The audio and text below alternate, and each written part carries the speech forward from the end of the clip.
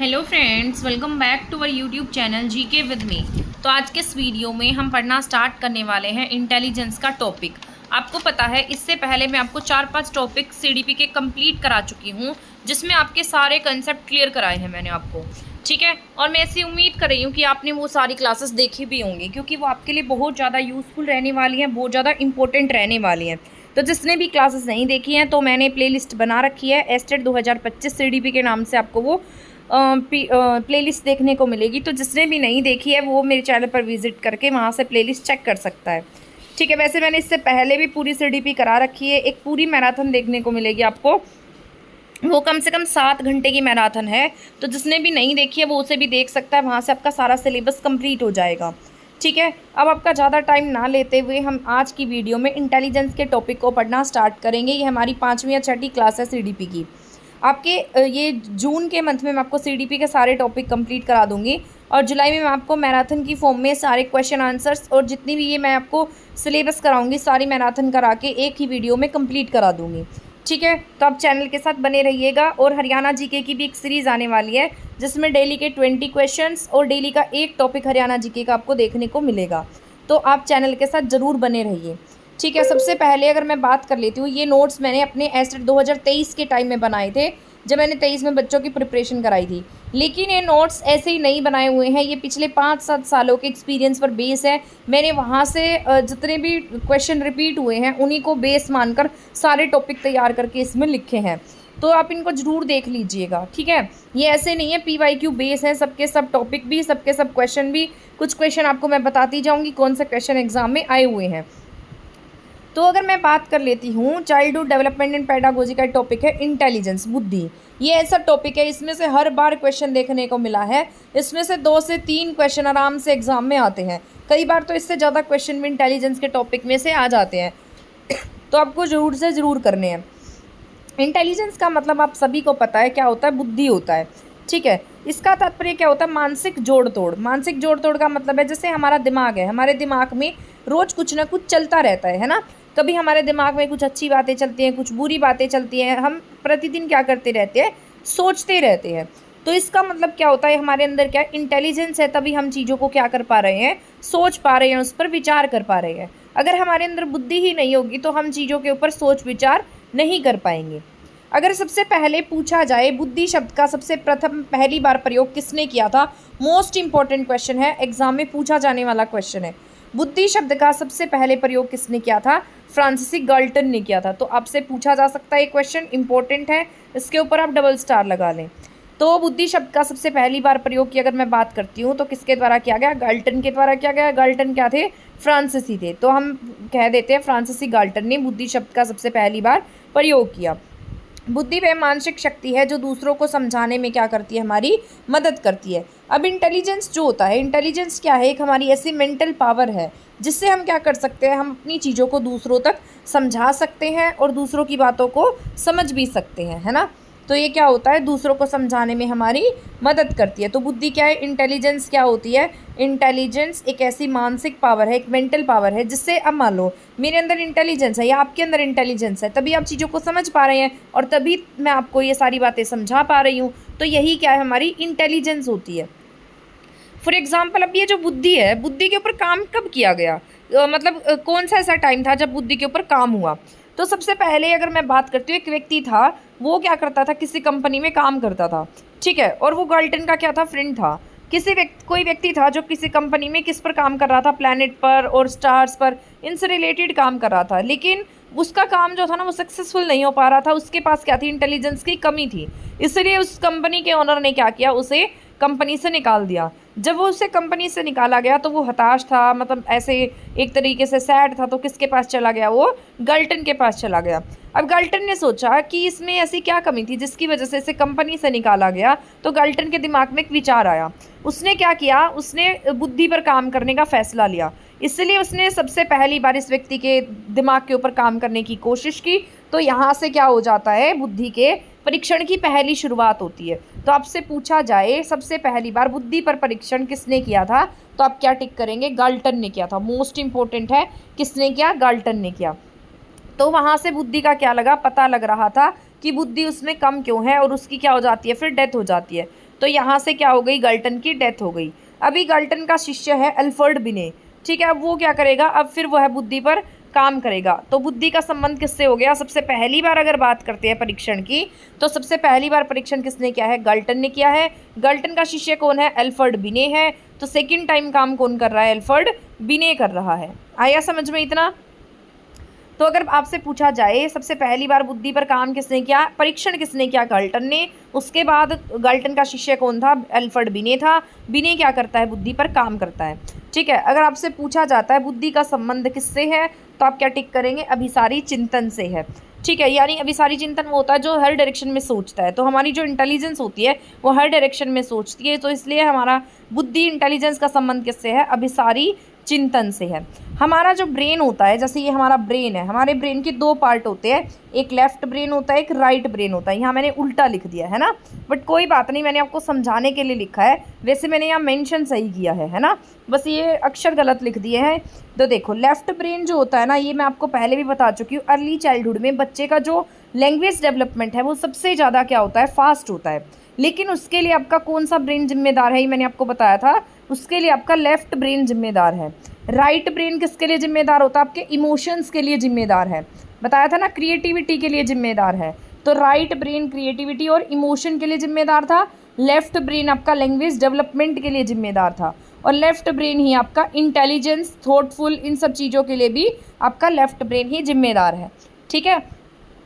तो इसको आप ऐसे याद रख सकते हैं, लेफ्ट ब्रेन है लेकिन काम सारे सीधे करता है ना, लेफ्ट है लेकिन काम क्या करता है, सारे सीधे, इंटेलिजेंस का काम करता है, लैंग्वेज डेवलपमेंट का काम करता है। राइट ब्रेन में क्या आते हैं, हमारे इमोशंस आते हैं और हमारी क्रिएटिविटी आती है। आगे इतना समझ में, आई होप समझ में आया होगा, ठीक है। इसके बाद होती है बुद्धि लब्धि, IQ। IQ का मापन का जन्मदाता भी कौन है, बिने है। अब एक होता है यानी कि इस शब्द का प्रयोग किसने किया, फिर एक आता है कि उसका काम किसने किया, उस पर काम किसने किया, है ना।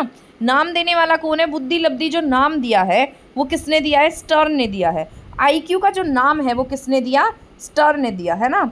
लेकिन उस पर काम किसने किया, अल्फ्रेड बिने ने किया। अब देखो कोई बच्चा है, बच्चे को नाम तो कोई भी दे देता है, लेकिन उसकी परवरिश कौन करते हैं, उसके पेरेंट्स करते हैं, है ना।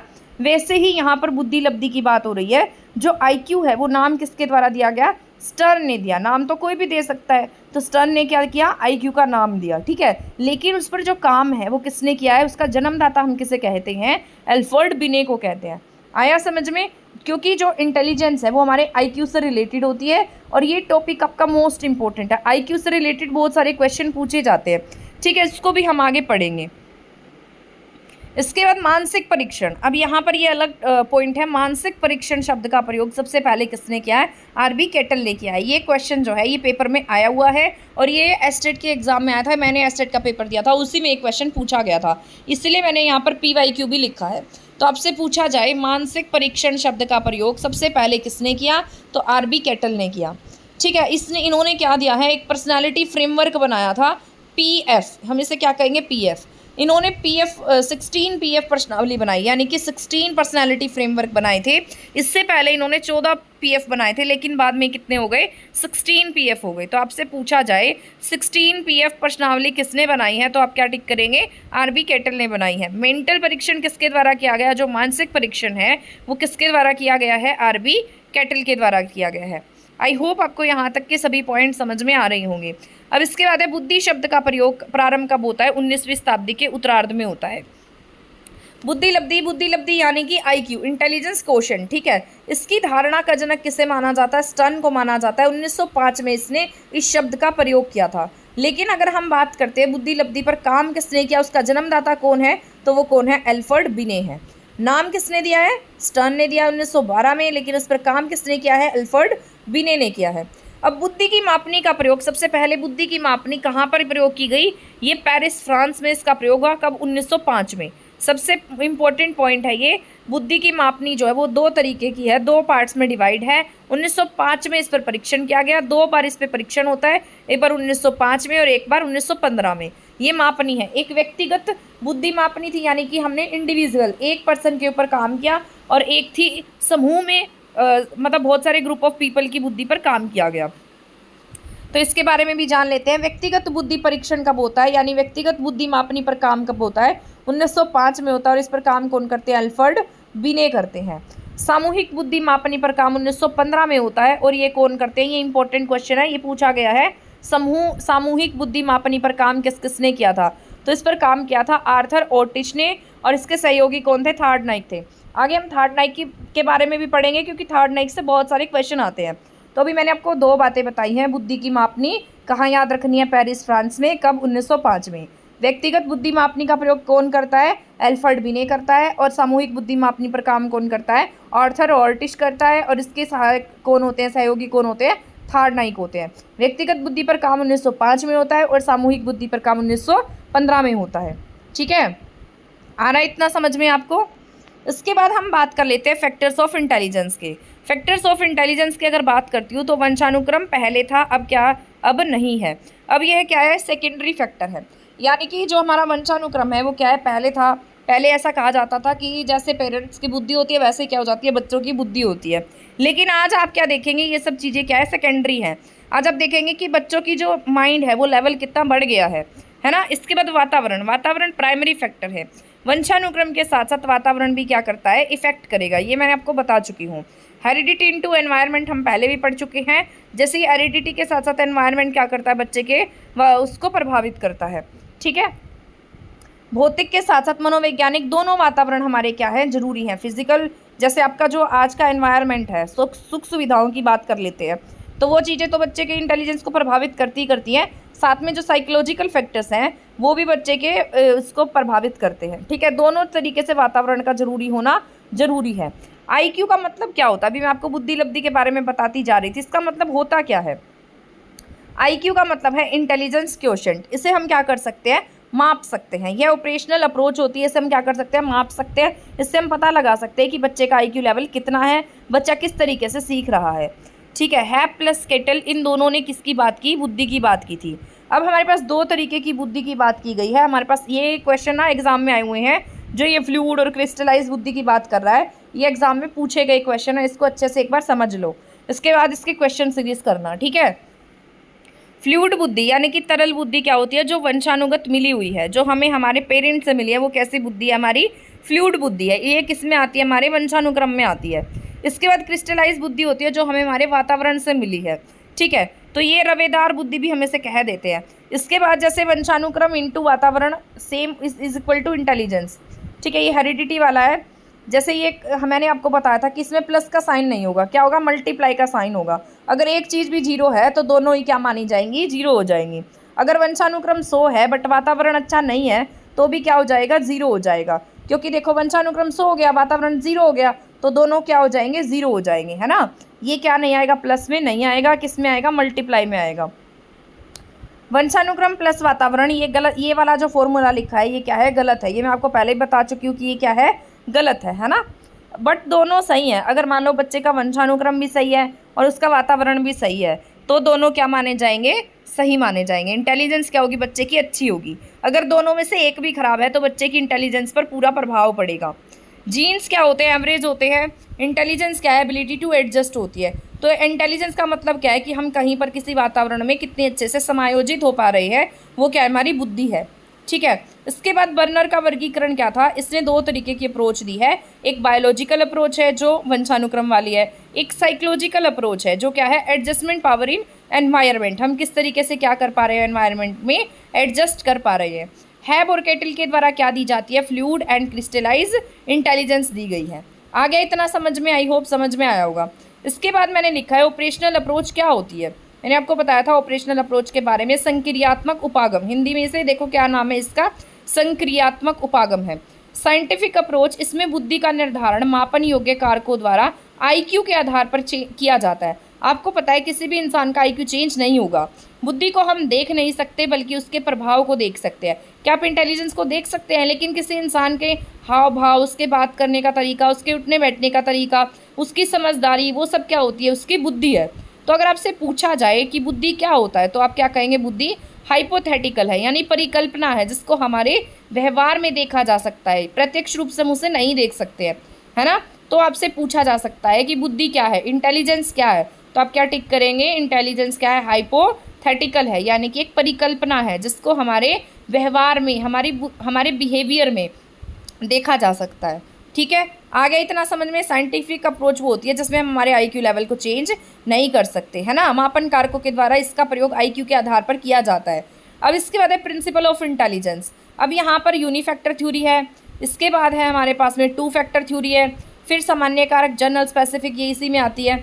उसके बाद नेक्स्ट है जनरल फैक्टर्स हैं, फिर थर्ड नाइकेप ने क्या बताया था बुद्धि के बारे में, प्राइमरी फैक्टर, कॉमन फैक्टर, ये सब दिए गए हैं। फिर थ्रस्टन का समूह तत्व सिद्धांत है ना, ये सब किससे रिलेटेड है। फिर ये मूल कारक आ जाते हैं, वर्बल एबिलिटी आ जाती है, ये सारे के सारे इंटेलिजेंस से रिलेटेड है। किसने कौन सी। इसके बाद सैम्पलिंग थ्योरी मोस्ट इंपॉर्टेंट है, ये आपको करनी ही करनी है, तो मैं आपको इतना आगे करा देती हूँ। ये मैं आपको आज फैक्टर थ्योरी बता देती हूँ, बाकी का हम कल की क्लास में पढ़ लेंगे, ठीक है। अभी तो मैंने आपको इंटेलिजेंस का के बारे में बता दिया कि क्या होती है इंटेलिजेंस। अब हम प्रिंसिपल ऑफ इंटेलिजेंस पढ़ लेते हैं, सिद्धांत क्या है बुद्धि के। तो बिने के द्वारा क्या दी गई थी, यूनिफैक्टर थ्योरी दी गई थी। अल्फ्रेड बिने हैं, 1905 में बुद्धि पर परीक्षण किया, व्यक्तिगत बुद्धि मापनी का इन्होंने प्रयोग किया, ठीक है। बिने की यूनिफैक्टर थ्योरी क्या है, और ये किसके शिष्य थे, गाल्टन के शिष्य थे। इनके समर्थन में कौन रहे, स्टर्न रहे, ठीक है। तो आपसे ये पूछा जा सकता है कौन किसके पक्ष में रहा था। तो अल्फ्रेड बिने ने कौन सी थ्योरी दी है, सबसे पहली बात यूनिफैक्टर थ्योरी दी है। तो जर्मन वैज्ञानिक एबिनहास एंड थ्योरी ऑफ फॉरगेटिंग किसके द्वारा दी गई है, एबिनहास के द्वारा, ठीक है, ये भी याद रख लेना। बिने के अनुसार बुद्धि क्या होती है, एकल शक्ति है, यानी कि ये कहते हैं, अल्फ्रेड बिने कहते हैं कि कोई भी व्यक्ति एक समय पर क्या कर सकता है, एक ही काम करने की ओर अग्रसर करती है अपनी बुद्धि। अतः एक व्यक्ति एक क्षेत्र में निपुण है और अन्य क्षेत्रों में भी निपुणता सिद्ध करती है। यानी कि इसका ये कहना है कि अगर कोई व्यक्ति एक क्षेत्र में सही है तो इसका मतलब वो क्या माना जाएगा, सफल माना जाएगा। जैसे इसका कहना है कि अगर एक टीचर है तो वो सारे काम कर लेगा। एक टीचर क्या साइंटिस्ट बन पाएगा, मैथमेटिशियन बन पाएगा, है ना, ऐसा नहीं होता ना। तो इस सिद्धांत के अनुसार बुद्धि को केवल किसके रूप में दिखाया, इसने एक ही शक्ति के रूप में माना।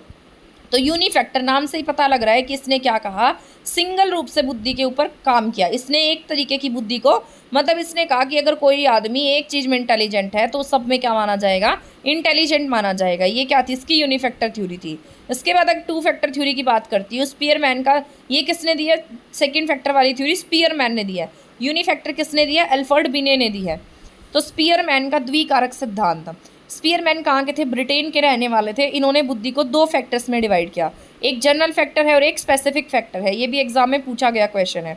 सामान्य कारक व्यक्ति के समस्त मानसिक क्रियाओं में क्या रहता है, निहित रहता है, किंतु जो इसका व्यक्तिगत विभिन्नताओं के कारण इसकी मात्रा में क्या हो जाता है, मतभेद हो जाता है, भेद होता है। जी फैक्टर क्या होता है, सब में अलग होता है। इसका कहना था कि अगर जी फैक्टर अच्छा है, ज़्यादा है, तो वह अच्छा काम करेगा। इसकी अधिक मात्रा व्यक्ति को क्या करती है, बतलाती है।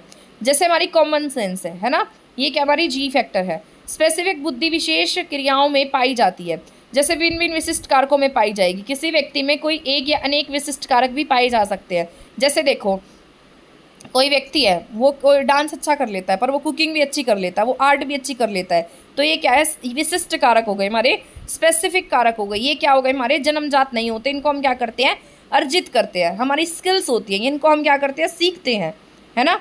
सामान्य कारक की तरह विशिष्ट कारक जन्मजात नहीं होते। जो जी फैक्टर होगा हमारे अंदर क्या होगा, जन्मजात होगा। जो जनरल फैक्टर है वो क्या होता है, हमारे अंदर जन्म से ही होता है। लेकिन इसको हम क्या करते हैं, विशिष्ट कारक को हम बाहर से अपने एनवायरनमेंट से अर्जित कर लेते हैं। हमारी स्किल्स को क्या करते हैं, इम्प्रूव कर लेते हैं बाय प्रैक्टिस या किसी भी ट्रेनिंग से। तो हम इनको क्या करेंगे, अच्छा कर लेंगे, ठीक है। आ गया समझ में। जनरल फैक्टर में क्या आता है, दर्शन, सामाजिक अध्ययन। जी प्लस एस में क्या आएगी, लर्निंग है हमारी, है ना। General factor plus specific factor क्या होते हैं, लर्निंग से हम चीज़ों को क्या कर लेते हैं, उसको अच्छा कर लेते हैं। ट्रांसफर ऑफ लर्निंग किससे होगा, जी फैक्टर से होगा। ये पूछा जा सकता है, जो लर्निंग का ट्रांसफर है वो किससे है, जी फैक्टर से है। लेकिन लर्निंग किससे है, दोनों से है। आ गया समझ में। स्पीयरमैन ने इसका प्रतिपादन कब किया, 1911 में किया।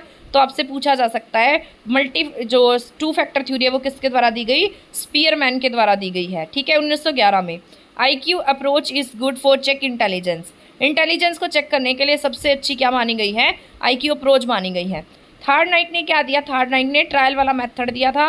मल्टी फैक्टर थ्योरी दी है इसने, क्या दिया, मल्टी फैक्टर थ्योरी। जैसे ये दीवार है, दीवार में क्या ईंटें है, ठीक है, घर क्या बनेगा, ईंटों से बनेगा। उसी तरीके से हमारी माइंड भी किसकी तरह इसने बताया, ईंटों की तरह बताया है। उसी प्रकार हमारा माइंड, हमारी बुद्धि भी कैसी है, ईंटों के जैसी है। हमारे माइंड में क्या है, एक ब्लॉक बना हुआ है हर चीज़ का। किसी भी चीज़ का ट्रांसफ़र जो हमने सीखा कितना हुआ।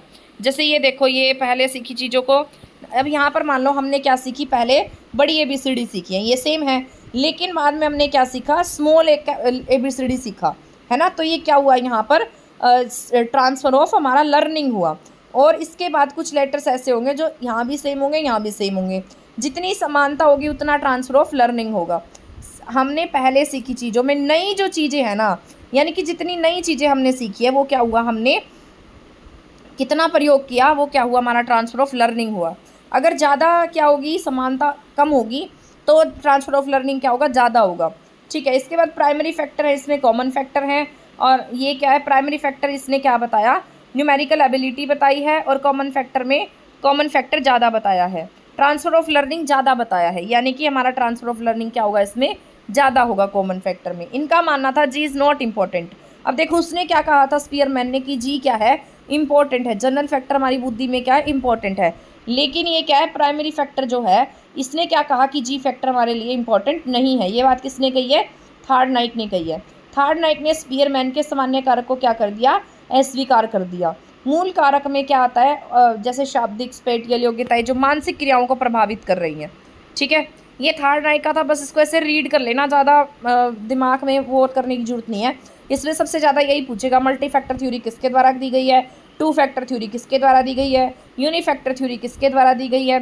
तो इसको थोड़ा थोड़ा समझ लेना। ठीक है। किसने कॉमन फैक्टर को इंपॉर्टेंट बताया था, किसने स्पेशल फैक्टर दिया था, स्पेसिफिक फैक्टर दिया था, है ना। ये सब बातें एक बार देख लेना आप। प्राइमरी फैक्टर किसने दिया, कॉमन फैक्टर किसने दिया, ये सारी बातें देख लेना। थ्रस्टन ने ग्रुप में काम किया है, तो थ्रस्टन ने ग्रुप फैक्टर थ्योरी बताई है। ये बुद्धि का महत्वपूर्ण और मात्रात्मक सिद्धांत है। थ्रस्टन ने फैक्टर एनालिसिस पर भी काम किया। इनकी थ्योरी इंटरनेशनल स्तर की है। थ्रस्टन ने जी और एस फैक्टर को स्वीकार नहीं किया, तो थ्रस्टन ने इन सब बातों को क्या कर दिया, अस्वीकार कर दिया। ये ऊपर जितने भी बातें कर रहे थे सबको क्या किया, इन्होंने अस्वीकार किया है। इन्होंने संगठन के समूह कारकों को स्वीकार किया। बुद्धि की संरचना मूल कारकों के समूह से होती है। इन्होंने क्या कहा कि हमारे अंदर क्या है, मूल कारक है। तो इन्होंने क्या कहा कि जैसे वर्बल एबिलिटी हमारे अंदर, अगर हमें बोलना और समझना आ जाए, बालक क्या करता है, अपने शाब्दिक विचारों को बोल पाता है और उसको समझ सकता है। तो ये क्या है, इसके लिए शाब्दिक योग्यता उसमें पैदा हो गई, है ना। आंकिक योग्यता जिसके द्वारा बच्चा गणित जैसी समस्याओं को समझ सकता है। दार्शनिक योग्यता जिससे मैं देख कर वस्तु को देख कर समझता है। फिर उसमें फ्लुएंसी आती है। रीजनिंग एबिलिटी यानी कि लॉजिक लगा सकता है। मेमोरी, फिर उसको याद कर सकता है। ये सब क्या उसके मूल कारक हैं। ये किसने दिए, थ्रस्टन ने दिए थे। और इसने क्या कहा कि जो भी GF फैक्टर है वह इसको नहीं मानता। यह सिद्धांत स्पीयरमैन के द्वि सिद्धांत व थार्डनाइट के मल्टी फैक्टर सिद्धांतों का मध्यवर्ती सिद्धांत है। इसने क्या किया, जो स्पीयरमैन था और जो थ्रस्टन था, उन दोनों, मतलब स्पीयरमैन था और थार्डनाइट था, उन दोनों के बीच का एक रास्ता निकाल लिया। ठीक है। यद्यपि मानसिक योग्यताएं क्या होती है, इंडिपेंडेंट होती है। ये इंपॉर्टेंट पॉइंट है। जो हमारी मेंटल एबिलिटीज़ होती है ना, वो क्या होती है, एक दूसरे पर डिपेंड नहीं होती हैं और एक दूसरे से रिलेशन जरूर लगती है, लेकिन इंडिपेंडेंट होती हैं। ठीक है। जैसे माला है, माला क्या करती है, एक मतलब देखो, अगर माला में मोती नहीं होंगे तो माला नहीं बनेगी, लेकिन एक दूसरे के ऊपर क्या है, डिपेंड नहीं है। ये क्या है, एक दूसरे से रिलेशन रख रही हैं, आपस में मिलकर क्या बना रही हैं, माला बना रही हैं। उसी तरीके से हमारी मानसिक योग्यताएं होती हैं। आगे इतना समझ में। इसके बाद है यूनिफैक्टर थ्योरी। यूनिफैक्टर थ्योरी बीने ने दी थी, ओनली वन दी। टू फैक्टर थ्योरी स्पीयरमैन ने दी थी, जी और एस फैक्टर बताया था। मल्टी फैक्टर थार्डनाइट ने दी थी, लेकिन उसने क्या कहा था, जी इंपॉर्टेंट नहीं है, इसका जी क्या है, अलग है। इसने कॉमन फैक्टर दिया था। ग्रुप फैक्टर में थ्रस्टन ने क्या दी, 7 योग्यताएं दी, मूल फैक्टर दिए इसने। ठीक है। आई होप यहाँ तक के पॉइंट आपको समझ में आ गए होंगे। आई नो ये थ्योरी जो है थोड़ी सी टफ रहती हैं और हमें जब पहली बार समझते हैं तो हमें समझ में नहीं आती है। पहली बार में जितना समझ में आता है आप उतनी समझने की कोशिश कर लो। उसके बाद जो नेक्स्ट होगा उसको दोबारा से एक बार रीड कर लेना। जब हम इसको बार बार रीड करते हैं तो ये थ्योरी ऐसी है जो हमें बार बार रीडिंग से समझ में आती है। इसमें हमें बार बार रीडिंग की नीड होती है। ठीक है। तो आपको भी क्या करनी है, इसमें बार बार रीडिंग कर लेनी है। रीडिंग करेंगे तो रीडिंग करने से ही हमें क्या आ जाएगा, समझ में आ जाएगा। और कल की क्लास में मैं आपको ये करा दूंगी। सैम्पलिंग थ्योरी तो आपकी मोस्ट इंपॉर्टेंट है और एग्जाम में हर बार आती है, तो इसको तो बहुत ही अच्छे से आपको कर लेना है। सैम्पलिंग थ्योरी बहुत बार पूछी जाती है। इसके बाद बर्ट और वर्नर ने क्या दिया, गिलफोर्ड ने क्या दिया, ये सब मैं आपको बताऊंगी। OCP क्या है, ये एग्जाम में पूछे गए क्वेश्चन है, OCP वाले 3 डायमेंशन। ठीक है। ऑपरेशनल संक्रियात्मक ये क्या है, ये सारा का सारा पूछा गया। देखो ऐसा कंटेंट आपको कहीं नहीं मिलेगा। और हाँ, इसके नोट्स अगर आपको चाहिए तो उसके बारे में भी 1-2 दिन में मैं आपको कंप्लीट डिटेल के साथ बता दूंगी। आप मुझे व्हाट्सएप पे मैसेज करेंगे, इसकी PDF मिल जाएगी, लेकिन PDF जो है वो आपकी पेड रहेगी। ठीक है। इसके बाद ये इंटेलिजेंस का टॉपिक है। हाँ, पर मैं इतनी गारंटी जरूर देती हूँ, अगर आप इन नोट्स को पढ़ लेते हैं ना तो आपका आधे से ज़्यादा सिलेबस, मैं कहती हूँ 30 में से आपके 25 प्लस मार्क्स आराम से आ जाएंगे अगर आप इन नोट्स को पढ़ लेते हैं तो, क्योंकि सीडीपी में हमारे 10 नंबर आने भी बहुत मुश्किल की बात होती है, इसलिए मैं आपको कह रही हूँ। ठीक है, तो आपको ये ज़रूर से ज़रूर पढ़ लेने हैं, और इसके लिए मैं आपको एक व्हाट्सअप नंबर शेयर करूँगी, तो वहाँ से आप मुझे मैसेज करेंगे, मैं आपको बता दूँगी किसकी पेमेंट कितनी है, आपको कितने में PDF मिलेगी। ये बहुत PDF पेड रखने का सिर्फ एक ही मोटिव होता है कि आप उस चीज़ की वैल्यू करें, वरना मुझे इसको पेड रखने की भी कोई ज़रूरत नहीं है। लेकिन अगर हम किसी चीज़ को ख़रीद के पढ़ते हैं तो हमारे अंदर भी ये रहता है कि हमने इस पर पैसे लगा रखे हैं, है ना, और हमें इसको पढ़ना है। सिर्फ इसीलिए मैं ये PDF को पेड रख रही हूँ, क्योंकि मुझे लगता है फ्री की चीज़ की आप भी वैल्यू नहीं करते, आप उसको सोचते कि तो ऐसे ही है, और उस चीज़ को ऐसे ही रख देते, फिर उसको पढ़ते भी नहीं हैं। तो इसीलिए मैं PDF पेड रखूँगी। ठीक है, जिसको भी चाहिए होगी आप मुझे व्हाट्सएप पे मैसेज कर देना, आपको वहाँ से PDF मिल जाएगी। ठीक है, तब तक आप चैनल के साथ भी बने रहें, और जिसने चैनल को सब्सक्राइब नहीं किया वो सब्सक्राइब कर ले, वीडियो को शेयर नहीं किया वो शेयर कर ले। आपके लिए वीडियोस और नोट्स बहुत ज़्यादा यूज़फुल रहेंगे। तब तक के लिए थैंक यू, धन्यवाद।